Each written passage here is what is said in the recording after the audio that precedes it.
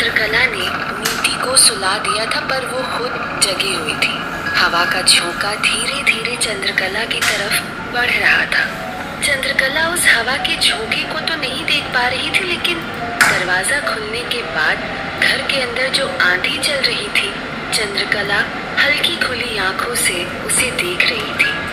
अब वो झोंका चंद्रकला के ऊपर पहुंचकर मंडराने लगा था। चंद्रकला ने अपनी आंखें जरूर बंद कर ली थी, लेकिन चंद्रकला के ऊपर उसका कोई असर नहीं हुआ था। चंद्रकला के ऊपर मंडराने के बाद वो झोंका नीति के ऊपर पहुंच गया। चंद्रकला को घड़ी का इंतजार था, पर जैसे ही वो झोंका नीति के अंदर प्रवेश करने को हुआ, सामने से नीति झटके से उठ खड़ी हुई। हवा के झोंके को मजबूरन पीछे हटना पड़ा और वो जोर से पीछे दीवार से जा टकराया।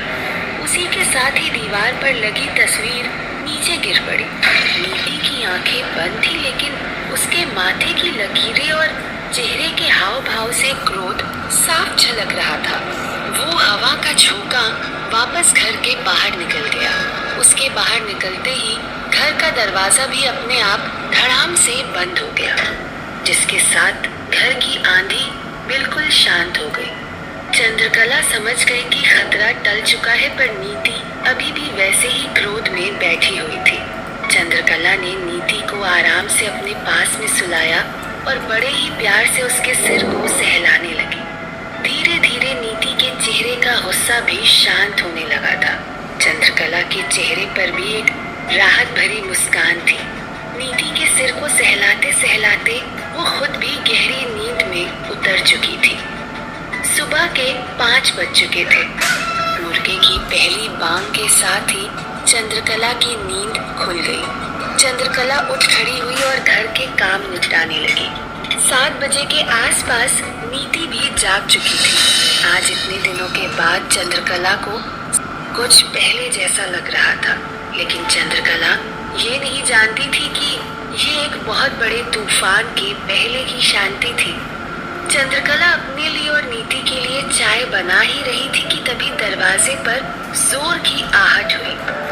चंद्रकला ने जब जाकर दरवाजा खोला तो देखा कि दरवाजे के बाहर एक 12-13 साल का लड़का खड़ा हुआ था। उस लड़के ने चंद्रकला से कहा, चाची, पंच महोदय ने पंचायत बुलाई है और आपको आने के लिए कहा है। इतना कहकर वो लड़का वहां से दौड़ता हुआ चला गया। वो लड़का तो चला गया था, लेकिन चंद्रकला के चेहरे पर चिंता की लकीरें साफ दिखाई दे रही थी। वो समझ नहीं पा रही थी कि अचानक गांव में पंचायत क्यों बुलाई गई है। चंद्रकला ने जल्दी जल्दी नीति को नाश्ता कराया और पंचायत के लिए निकलने को हुई, लेकिन नीति को इस तरह घर पर अकेले छोड़कर जाना भी चंद्रकला को उचित नहीं लग रहा था। और कल जो कमला ताई के साथ हुआ, उसके बाद कमला ताई भी काफी ज्यादा डर गई थी। इसीलिए चंद्रकला कमला ताई को भी नहीं बुलाना चाहती थी। यही सब सोचते हुए चंद्रकला नीति को अपने साथ ले गई, पर चंद्रकला इस बात से अनजान थी कि वो नीति को अपने साथ ले जाकर बहुत बड़ी गलती करने जा रही है, क्योंकि आलोक का घर भी पंचायत के आसपास ही था। इसीलिए जैसे जैसे नीति आलोक के घर के पास पहुंच रही थी, वैसे वैसे उसके मन में आलोक के खून की प्यास बढ़ती जा रही थी। चंद्रकला ने पंचायत पहुंचकर देखा कि आज पंचायत में बहुत ज्यादा लोग नहीं मौजूद थे, बस कुछ चुनिंदा लोग ही थे। चंद्रकला ने देखा कि आज गांव वालों के चेहरे पर चिंता की लकीरें नहीं, बल्कि उनके चेहरे पर एक सुकून दिखाई दे रहा था। आगे खड़े हुए पंच महोदय ने कहा, चंद्रकला, बहुत खुशी की बात है कि कल और परसों रात को गांव में कोई भी घटना देखने को नहीं मिली। लगता है तुमने ही कुछ न कुछ उपाय किया होगा। क्योंकि परसों रात को नीति ने जिस सांड का शिकार किया था, वो सांड जंगली था। इसीलिए उस सांड के बारे में गांव में किसी को कुछ भी पता नहीं चला और चंद्रकला ने खुद भी इस बारे में गांव वालों को बताना ठीक नहीं समझा। उसने पंच महोदय से कहा, हाँ पंच महोदय, परसों रात को मैंने इस घटना के पीछे के रहस्य के बारे में पता किया और कल दिन में इसका समाधान भी कर दिया। अब आप लोग निश्चिंत रहिए। गांव के जानवर अब पूरी तरह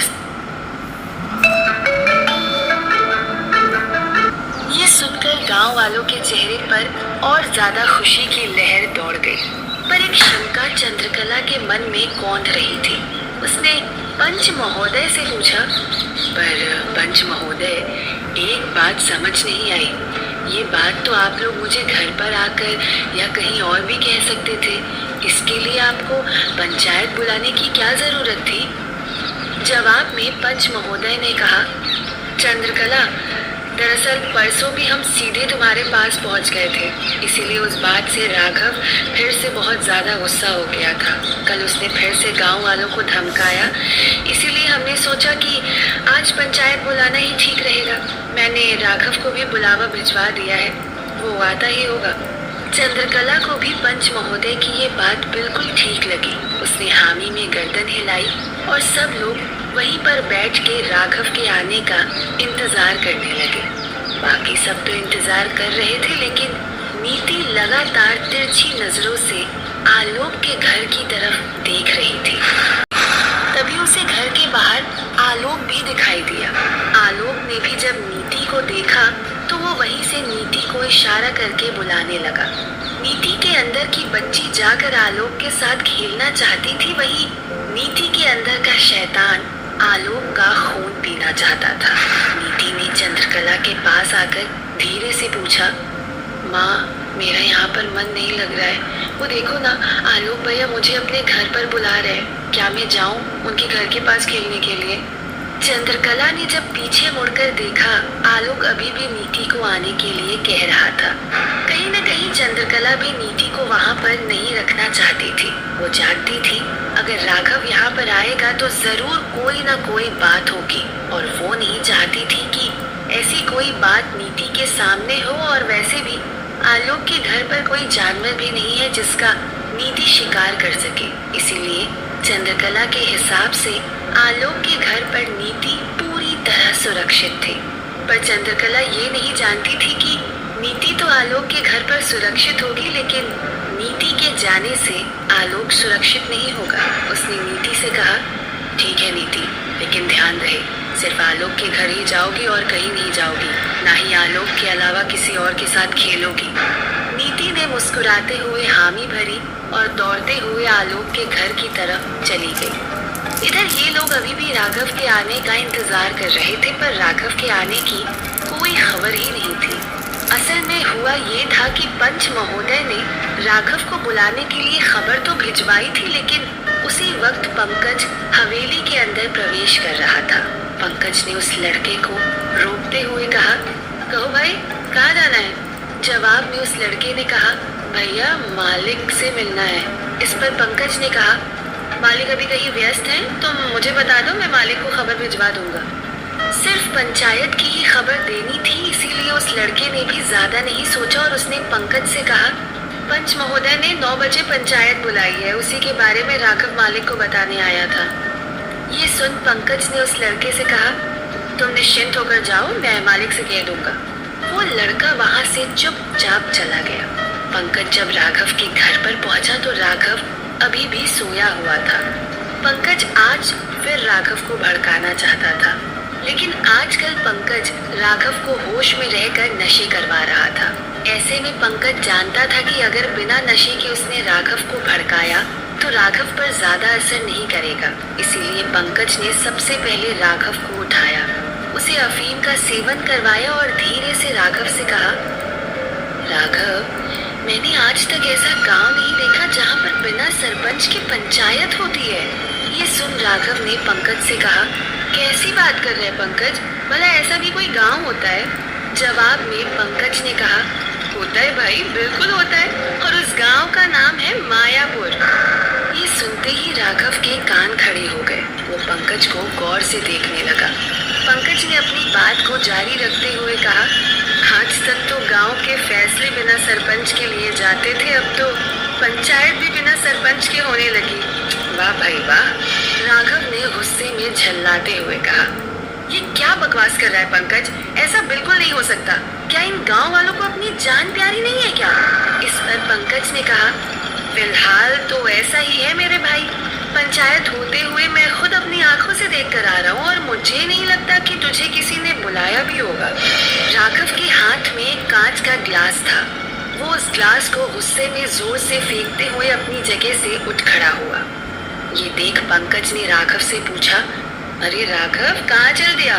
राघव ने गुस्से में कहा, बहुत हो गया इन गांव वालों का मजाक, इन्हें सबक सिखाना ही पड़ेगा।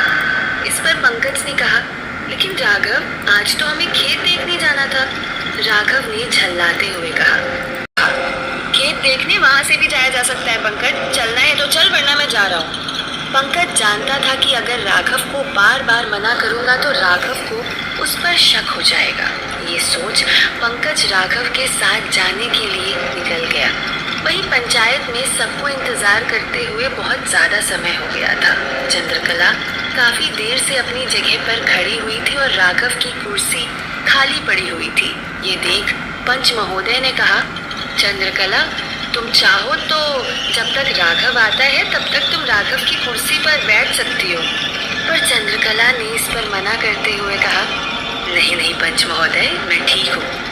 बाकी पंच महोदय को भी इस बात से कोई आपत्ति नहीं थी। यहाँ तक कि सब लोग चंद्रकला को उस कुर्सी पर बैठने के लिए जिद करने लगे और आखिरकार चंद्रकला राघव की कुर्सी पर बैठ गई।